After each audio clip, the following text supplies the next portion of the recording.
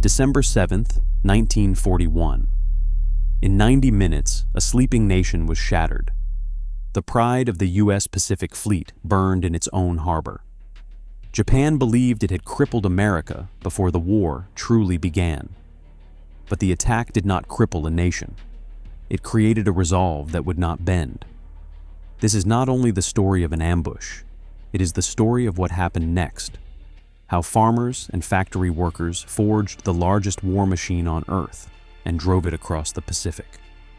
The news moved like a shockwave from Honolulu to New York, from the Great Plains to the California coast. Two emotions bound the nation: grief and a desire to strike back. In Washington, President Franklin Delano Roosevelt prepared words that would become a vow. The date of December 7th would live in infamy, and the United States would respond. But the fleet at Pearl lay wounded. Carriers were at sea and spared, but battleships smoked in the harbor. How could America answer so quickly?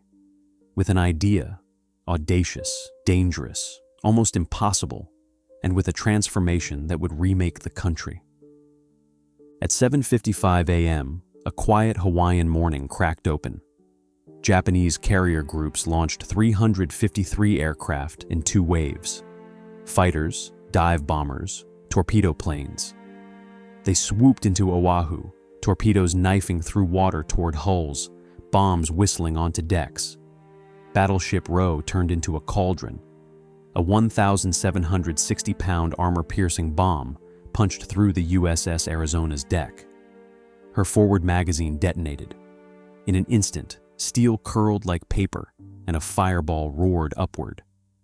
The ship became a tomb for 1,177 sailors and Marines. The USS Oklahoma rolled over after multiple torpedo hits, trapping men in darkness as water rose around them. Flames, smoke, sirens, men leaping into oil-slick water. Anti-aircraft guns spat back. Medics dragged the wounded through heat and shrapnel. Across the base, airfields burned. Rows of parked aircraft, wings touching, were slashed by strafing fighters. Kaneohe, Wheeler Hickam. Pilots sprinted for cockpits under fire. A few got airborne, fighting into a sky filled with zeros. The chaos lasted less than 2 hours, but the toll was searing. 2,403 Americans killed, 1,178 wounded. 8 battleships sunk or damaged. Cruisers, destroyers, auxiliaries struck. Hundreds of aircraft destroyed or wrecked. It was meant to break American will. It did the opposite. In Washington, the president's jaw set. The cabinet and Congress braced. The nation listened as FDR called December 7th, a date which will live in infamy, and asked for a declaration of war. The vote in the House included a single dissent. The Senate was unanimous. Isolation, already fraying, collapsed overnight. Enlistment offices flooded. Men lined sidewalks in coats and work shirts. Women looked to factories, hospitals, and the services. Families pinned blue stars in windows. The country that had kept one eye on Europe and one on its own, troubles now stared straight at the Pacific. New leaders stepped forward. Admiral Chester Nimitz took command of the battered Pacific Fleet before Christmas. Calm, precise, he studied the charted reefs and vast distances of an ocean at war. General Douglas MacArthur faced disaster in the Philippines and vowed to return. Carrier captains groomed air groups for a kind of fight battleships could not win. American resolve hardened into action. The attack had wounded more than one ship. It wounded assumptions. It made the Pacific everyone's business. The first question was simple and enormous: how to fight back. Before America could strike, it had to build. The change began with words, arsenal of democracy, then became blueprints, purchase orders, shift whistles, rivet guns. Assembly lines that once turned out sedans pivoted to turn out tanks, trucks, and bombers. The Ford Willow Run plant was designed to build B-24 Liberators at a pace that sounded impossible. At its peak, A bomber rolled off the line roughly every hour. Across the country, shipyards that once crafted yachts or cargo ships now birthed destroyers, carriers, and liberty ships. Welding arcs lit the night. Launchways groaned under new hulls. Henry Kaiser's yards smashed records, launching cargo ships in weeks and then days. Steel mills, aluminum smelters, and rubber plants roared. The government rationed gasoline, sugar, and tires. Victory gardens sprouted in backyards and vacant lots. War bonds hung in barbershops and drugstores. Children collected scrap metal. Freight trains thundered with crates marked for distant islands most Americans had never heard of. The economy became a single machine built around victory. The military swelled from a peacetime force into a continental army and a global navy. The Selective Training and Service Act had already begun the draft. After Pearl Harbor, the flow became a flood. Hundreds of camps trained recruits who arrived as civilians and left as infantrymen, artillery crews, sailors, aviators, and Seabees. Drill instructors hammered discipline into tired limbs. Rifle ranges cracked. Motor pools filled. Air training fields spread across flatlands, where cadets learned to bank, climb, and land under the watchful eyes of instructors who had flown mail routes a few years earlier. Society transformed alongside the factories. Women walked through the gates of plants wearing bandanas and coveralls. Rosie the Riveter was a poster, but she was also a million real women hauling rivet guns, wiring fuselages, and running cranes. African Americans left the Jim Crow South in larger numbers, seeking work in Detroit, Chicago, Los Angeles, and the Bay Area. The Double V campaign, Victory Abroad and at Home, took root. The war pressed the nation to look inward, even as it fought outward, exposing inequities and planting seeds for change. The government also made grave errors. Executive Order 9066 forced over 100,000 Japanese Americans from their homes to harsh inland camps. Many volunteered from those camps to serve in the 442nd Regimental Combat Team in Europe, proving loyalty with sacrifice. The injustice would be acknowledged decades later, but at the time, it left scars. This colossal mobilization was costly and imperfect, but it was fast. By 1942 and 1943, the newly forged arsenal began to arrive at the front. Carriers, destroyers, submarines, bombers, landing craft. The giant had fists now. It was time to swing. The plan sounded reckless. Load Army medium bombers onto a Navy carrier. Steam them within range of the Japanese home islands. Launch the bombers from a short deck into uncertain winds. Drop bombs on military and industrial targets. Then continue to China and pray there was fuel enough to crash land or bail out. It was a one-way ticket disguised as a mission.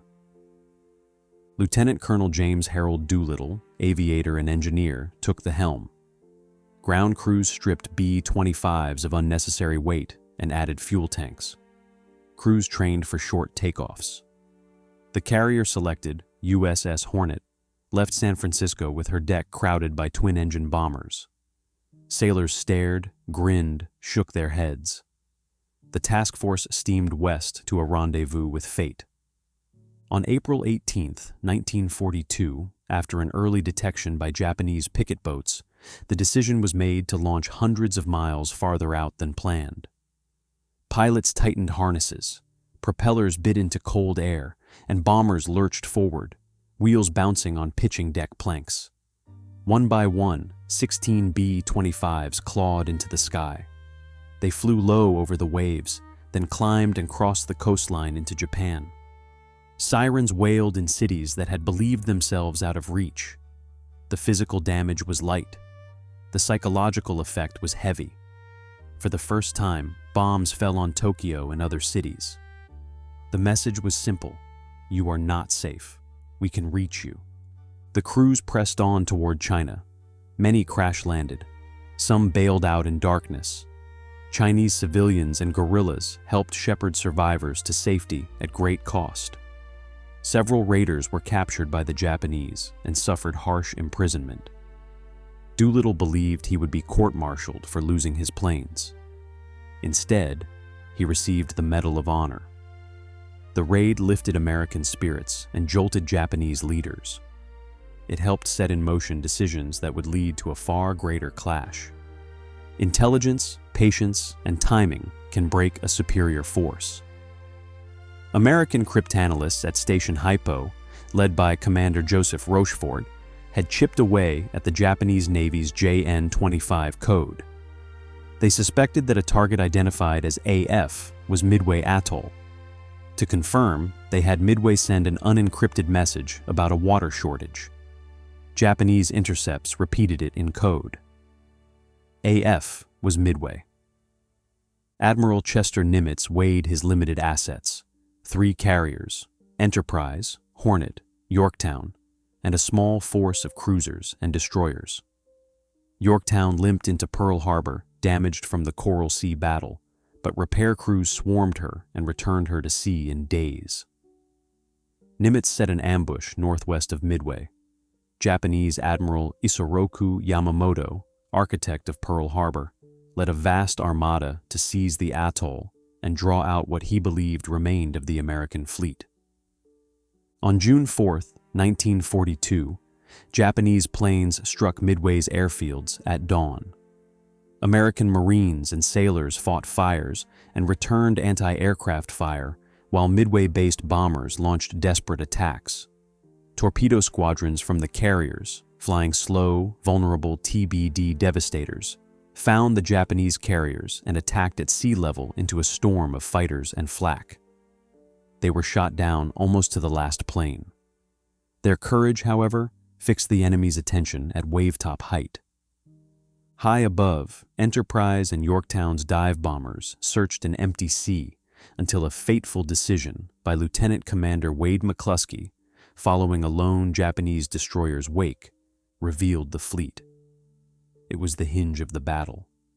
Around 10:20 a.m., the dive bombers rolled into their dives. On the Japanese decks below, crews were refueling and rearming aircraft for another strike. Bombs slammed into Kaga, Akagi, and Soryu. Fire leaped across decks, fed by aviation fuel and ordnance. Later that afternoon, Hiryu, the remaining Japanese carrier, launched counterstrikes that damaged Yorktown, but was found and destroyed in turn. By the end, 4 frontline Japanese carriers, Akagi, Kaga, Soryu, Hiryu, were gone, along with many veteran aviators. The U.S. lost Yorktown and many brave airmen and sailors, but the strategic balance shifted. Midway did more than avenge Pearl Harbor. It reduced Japan's ability to project power and handed the initiative to the United States. From that moment, the Japanese Navy mostly reacted while the U.S. Navy pressed forward. Midway did not end the war. It opened a door. Through that door lay a chain of islands, jungles, lagoons, ridges, coral reefs, and airstrips, each with a name that would become a test of endurance. Guadalcanal came first. In August 1942, Marines landed to seize an airfield under construction. The campaign turned into a 6-month struggle of night surface actions, air duels, ambushes in jungle heat, malaria, mud, and hunger. The sea around the island earned a grim nickname, Iron Bottom Sound. When it ended in early 1943, the United States held the island and the initiative. Tarawa followed in November 1943. The atoll was tiny, its defenses dense, its tides treacherous. Many landing craft grounded on reefs under machine gun fire. Marines waded hundreds of yards in chest-deep water. The battle lasted 76 hours and cost over 1,000 American dead. It shocked a nation that saw, in photographs and newsreels, the price of crossing a coral reef against a dug-in enemy. Kwajalein and Eniwetok in the Marshalls, then the Marianas, Saipan, Tinian, Guam. These islands mattered because they could host airfields for the new B-29 Superfortress, a bomber designed to fly far, high, and heavy. On Saipan, civilians died in tragic numbers, some leaping from cliffs in despair. The U.S. Navy fought the Great Marianas Turkey Shoot, where American pilots and anti-aircraft gunners destroyed waves of Japanese aircraft. Tinian later launched the most consequential flights in history. Iwo Jima rose from the ocean as black volcanic rock. In February 1945, Marines stormed beaches under interlocking fire from concealed positions. The island did not bristle with bunkers so much as it breathed them. Tunnels, caves, hardened positions, all linked. The battle raged for more than a month. On Mount Suribachi, Marines raised a flag, captured in a photograph that would become emblematic of sacrifice and hope. The cost was staggering. Nearly 26,000 American casualties, including almost 7,000 killed. Iwo's airfields later saved thousands of damaged B-29s limping home. Okinawa was the last and bloodiest stepping stone. Beginning in April 1945, the U.S. 10th Army fought for nearly 3 months against formidable defenses, while the fleet endured mass kamikaze attacks. The sky filled with smoke and tracers as pilots dove their aircraft into ships. More than 30 American ships were sunk. On land, artillery churned ridgelines into mud and rubble. Civilian suffering was immense. By June, Okinawa fell, but its lesson was brutal. An invasion of the Japanese home islands would be catastrophic for both sides. As the island campaign neared Japan, the air war changed. General Curtis LeMay, commanding 21st Bomber Command, faced poor accuracy at high altitude against small dispersed factories. He changed tactics. Strip weight from B-29s. Load them with incendiaries.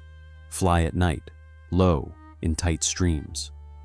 The goal: ignite cities built of wood and paper. On the night of March 9th to 10th, 1945, B-29s crossed Tokyo low and fast, laying patterns of fire. The flames joined into a single roaring storm that devoured neighborhoods and suffocated shelters. More than 100,000 people died in one night. The raids continued, city after city. 67 urban areas burned or were heavily damaged. Railways, workshops, and depots were wrecked. The scale of destruction was unimaginable, and still, Japan did not surrender. Meanwhile, naval blockades strangled imports, submarines sank merchant ships, factories lacked materials, fuel dwindled. Yet the military government held on, hoping for better surrender terms or a mediated peace. The United States faced a grim calculus. Operation Downfall, the planned invasion of Kyushu and Honshu, projected appalling casualties. The European War ended in May 1945. Attention focused entirely on the Pacific. A different weapon, built in the desert and tested in secrecy, waited for a decision. For years, scientists and engineers had toiled under the Manhattan Project. Laboratories in Los Alamos, reactors at Hanford, and plants at Oak Ridge formed a hidden industrial network. The goal: harness the energy within the atom for a single, decisive blow. President Harry S. Truman, newly elevated after Roosevelt's death in April, received briefings that outlined the weapon's power and the potential to end the war without an invasion. The Allies sent the Potsdam Declaration, calling for Japan's unconditional surrender and warning of prompt and utter destruction if it refused. The Japanese government hesitated, divided, seeking a way to protect the emperor and avoid national humiliation. Truman weighed estimates of casualties, the pace of the firebombing, the blockade, and the potential entry of the Soviet Union into the war against Japan. He authorized use of the atomic bomb. On August 6, 1945, the B-29 Enola Gay lifted off from Tinian with a single bomb nicknamed Little Boy. At 8:15 a.m. over Hiroshima, The weapon detonated with the force of many thousands of tons of TNT. A city vanished into a blistering flash, a shockwave, and a towering cloud. Tens of thousands died instantly. Many more suffered burns and radiation sickness. Hospitals collapsed. Water boiled in canals. Survivors fled through streets turned to fire. Japan still did not surrender. 3 days later, on August 9th, a second bomb, Fat Man, fell on Nagasaki. Mountains fractured the blast, but destruction was wider than any conventional raid. The same day, the Soviet Union declared war on Japan and invaded Manchuria, routing Japanese armies there. Facing a two-front collapse and devastation at home, Emperor Hirohito intervened. He recorded a message to his people, citing a new and most cruel bomb and the need to end the suffering. On August 15, 1945, Japan announced its surrender. On September 2nd, aboard the USS Missouri in Tokyo Bay, the instruments of surrender were signed. World War II ended. The path from Pearl Harbor to Tokyo Bay was paved with ingenuity, courage, and terrible cost. America's arsenal had done more than mass-produce machines. It had produced a strategy, carriers and code breakers at Midway, Marines and soldiers on beaches and ridges, submariners hunting commerce, engineers pushing metallurgy, radar, rocketry, and nuclear physics forward. It had also produced hard moral questions that would echo for generations: the firebombing of cities, the internment of citizens, the use of atomic weapons. The war remade the United States. Women who had worked factory floors sought to keep their economic footing. African American veterans returned determined to claim rights they had fought to defend. The GY Bill opened colleges to millions and mortgages to new families. Suburbs sprang up. The economy boomed, anchored by technologies born in wartime labs. America emerged not only victorious, but permanently transformed into a global power, with responsibilities and entanglements across oceans. Alliances formed. A rival superpower rose. A new era began, shadowed by the atom's glare. Behind every factory statistic was a face. A machinist working double shifts at a press that stamped aluminum ribs for aircraft wings. A welder joining plates on a destroyer escort. A nurse at a field hospital on Saipan, stitching a wound in sweltering heat. A code breaker staring at ciphers in a windowless room. A torpedo pilot pressing home an attack against impossible odds. A CB bulldozing coral to carve a runway out of jungle. A mother rationing sugar while writing letters across the world. A father listening to the radio with his hands clasped tight. The war was national, but it was also deeply personal. The Pacific was a test of endurance. Each island was not simply a map point. It was a place where rain soaked uniforms for weeks, where coral cut skin to infection, where night patrols froze at the snap of a twig, where artillery's concussion rattled bone. Enemy soldiers defended to the last, convinced surrender was a shame worse than death. American troops learned to fight through caves, pillboxes, and ridgelines with flamethrowers, satchel charges, and grenades. Civilians were caught in the middle and suffered dreadfully. The photographs from Iwo Jima and Okinawa are not just history.